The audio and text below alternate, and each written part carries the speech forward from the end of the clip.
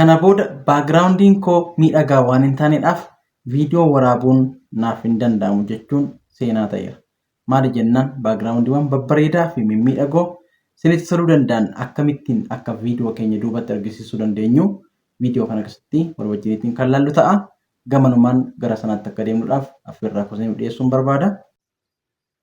Kanaaf egaa jalqaba gara viidiyoo keenyaa deemnee haa jennuuti. Viidiyoon keenya kanadha. Akkaataa kanaatiin kan haasa'udha viidiyoon keenya.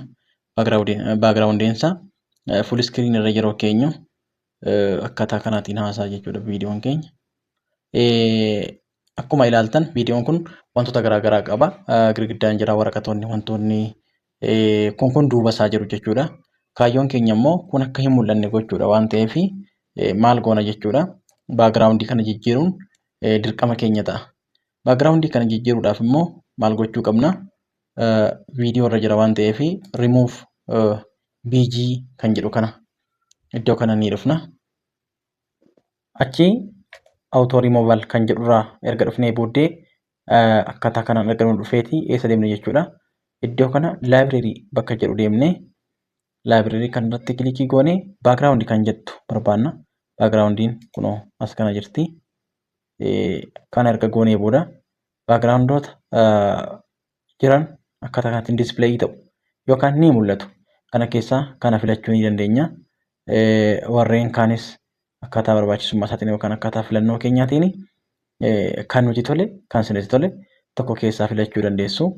Inni garuu barnoota kanaadhaaf akka ta'utti tokko keessaa filadheen kanan isinitti argisiisu ta'a jechuudha. Baagiraawundoota akkaataa kanaan jiran keessaati fakkeenyaaf isa kana fudhadheen ilaala. Isa kana gaafa ilaallu baagiraawundichi kana fakkaata. Viidiyoo keenya osoo hin dhoksin maal akka inni fakkaatu ilaalla jechuudha. Kana gochuuf immoo viidiyoon keenya inni orijinaalli irra keessa ooluu qaba. Akkaataa kanaatiin as bunne lamaansaayyuu qarqara irraati ka'a.